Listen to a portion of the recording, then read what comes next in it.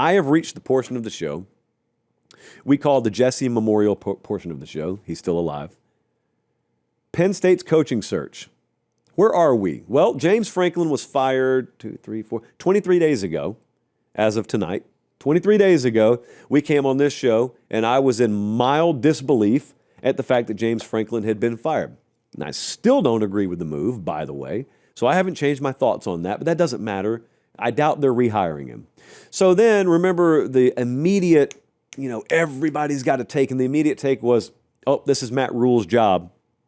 No, it's not, because Matt Rule has since re-signed with Nebraska, and frankly, he's lost a couple of games, and everyone's cooled on Matt Rule, which sort of illustrates how insane the logic is behind coaching searches, or lack thereof behind coaching searches sometimes.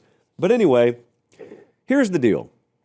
Mike Elko's name continues to be mentioned in Penn State circles, and it should be, because Mike's one of the best coaches in the country. So if Pate State had an opening like Penn State does, I would hit up Mike Elko, and I would pitch the benefits of my program, and I would sell the positives, and I would offer a ton of money. I would do that, and I think Penn State may very well do that with Mike Elko. He's an ideal fit there, Josh. Absolutely. Of course he's an ideal fit there. Got some ties there, Josh. I know that. I certainly know that. You know where else he's a good fit? College Station, Texas, or most any place they're serious about football. And you know what I think they're going to do down there? I think they're going to make him every bit as happy as Penn State ever could. So my official stance on Mike Elko is I think Mike Elko is going to be the head coach at Texas A&M next year and will be mildly to moderately shocked if he's not. Now, I was mildly to moderately shocked they fired James Franklin. So if there's one job search, there's one coaching search that's going to mildly to moderately shock me, it makes sense that it would be this one. I think A&M knows what they have to do, and I think they'll do it. And even if they don't, I don't think that this has any traction until, at the very least, the end of the season. Because if you think this dude's about to screw up a potential national title run over coaching searches, then you're crazy. So I doubt this ends with Mike Elko. I doubt that. Where I think it may be more likely to go, if you look at Pete Nakos' hot board here, is the second name, Clark Lee. Clark Lee makes a lot of sense to me at Penn State. And Clark's done big things at Vanderbilt the last couple of years. I have some, and I'm not running the search at Penn State. Pat Kraft and I got into a big argument earlier in the year. Did I tell this story, Jesse, on air about the playoff thing? I was up at Penn State. I was watching practice, like the first week of fall camp. And Pat Kraft was out there. That's the athletic director at Penn State. It's the first time I've met Pat. Delightful conversation. But then we started talking about expanding the playoff, and that was the week where that report came out about, could there be a 20 team, a 24 team, a 28, whatever. And so he and I were just like really loudly debating how big the playoff should be.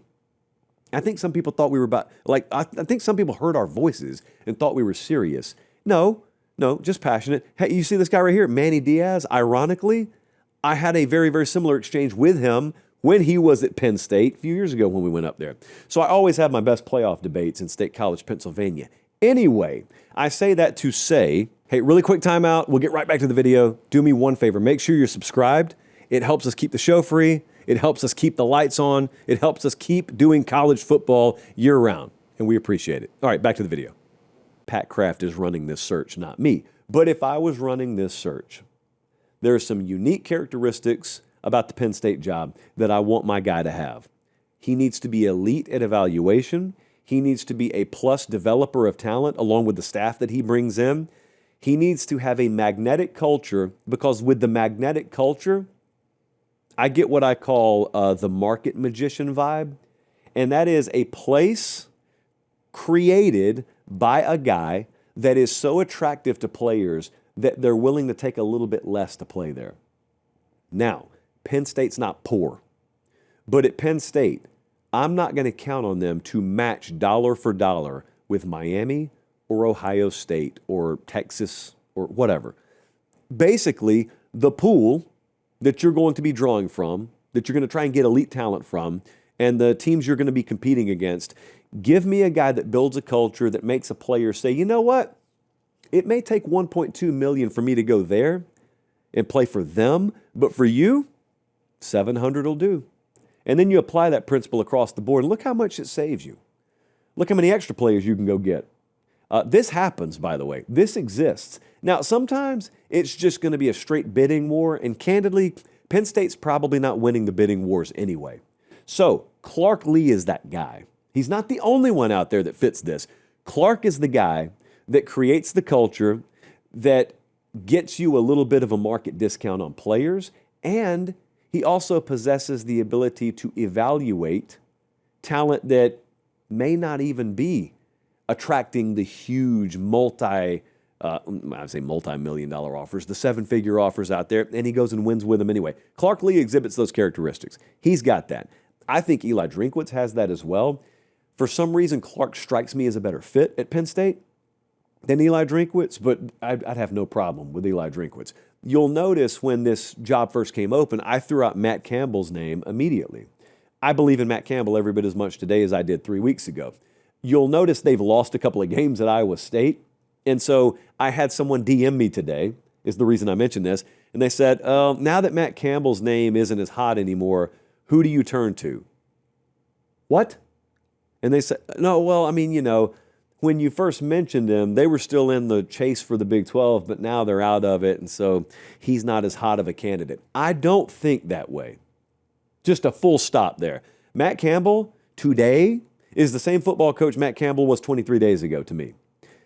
And let me just take that name compared to Clark Lee and do nothing more than hit the rewind button 1 year or 2 years. I go back 1 or 2 years. Within that span, Clark Lee's been on the hot seat. Do you understand? At SEC Media Days last year, Clark Lee's name was on the hot seat. It was stupid then, but he was on the hot seat. Matt Campbell then went and made a run to the Big 12 championship game last year. So imagine the Penn State job just comes open a year earlier. What are we saying about it? We're saying, oh man, Matt Campbell, home run, grand slam, just are we willing to wait? What if Matt makes the playoff? And then a year later, it's like, well, they've lost a few games. Yeah, they have. It's Iowa State, dude. Absolutely, they've lost a few games. They may even lose a few more. They were in Dallas last year. The dude's taken Iowa State to conference title games. So anyway, I don't know how much traction his name has up there or not. He is another guy that fits all those parameters. Elite evaluation, plus developer, magnetic culture, guys love to play for him, guys love to work for him, probably can attract talent for less, dollar for dollar, than some of the major programs would have to pay. So that's what I'm looking for at Penn State. So those guys would all fit to me.